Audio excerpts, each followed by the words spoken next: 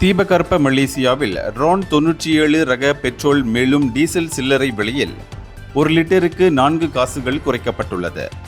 August 14 முதல் 20 வரை RON 97 petrol விலை லிட்டருக்கு 3 ரிங்கிட் 13 காசாகவும் டீசலின் விலை லிட்டருக்கு 2 ரிங்கிட் 90 காசாகவும் நிர்ணயிக்கப்பட்டுள்ளது.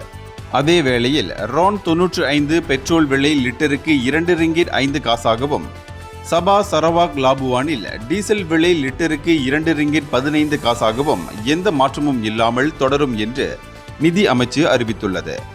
தானியங்கி விலை நிர்ணய முறை APM-இன் அடிப்படையில் இந்த வாராந்திர விலை மாற்றம் அறிவிக்கப்பட்டுள்ளது.